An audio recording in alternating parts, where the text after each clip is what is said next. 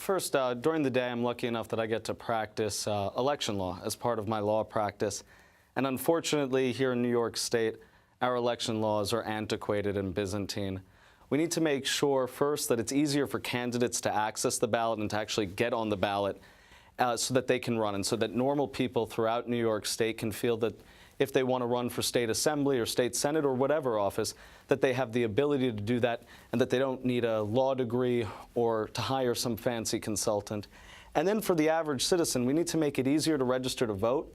We need to have same-day registration here in New York. We need to be able to allow people to switch parties more easily. We need to have early voting and no-fault absentee voting.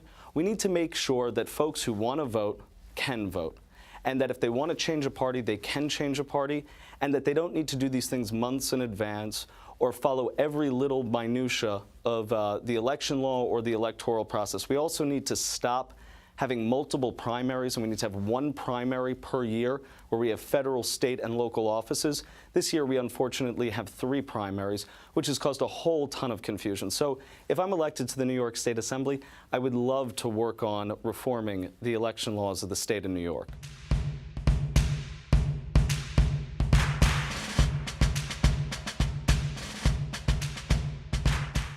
I'm so glad to say that during this campaign, we have talked to all sorts of folks in our district, people who've lived in the community for generations, new immigrant populations, especially the Bengali population and the Pakistani population in the district. We've talked to the Orthodox community and a whole host of folks throughout the district. I think the most important thing is that we have an active assembly member, somebody who goes out, knocks on doors, goes to people's churches and synagogues and mosques, goes to the different community boards. I'm glad to say that I'm a Community Board 7 member. I'm also active in the Windsor Terrace Food Co-op and the Park Slope Civic Council. I'm the former president of Central Brooklyn Independent Democrats. And these types of civic associations are at the root of our neighborhoods in all the districts throughout New York. And so if I'm the assembly member, I'm going to be reaching out to those civic associations, reaching out to the churches, the synagogues, the mosques, and going to the public schools, because you got to go where people are. This is a job about service, and if you want to do service, you've got to go reach the people. You can't wait for them to come to you, and we've got to show how they have a stake in this, and that if you come in and you're involved in local politics, guess what? You really can make a difference, because it's only a handful of neighborhoods, and so a few motivated people can really get a lot of work done, and that's what I plan to do if I'm elected, is to help motivate those folks to improve their block, improve their school, improve their neighborhood.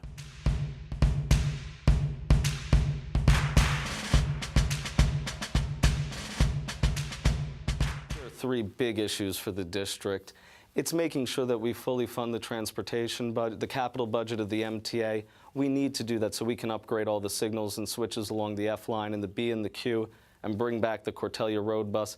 We got to make sure we get funding parity and equity in our New York City public schools so that we stop having our suburban counterparts get more money per capita than our New York City public schools, and stop some of this excessive testing that's going on.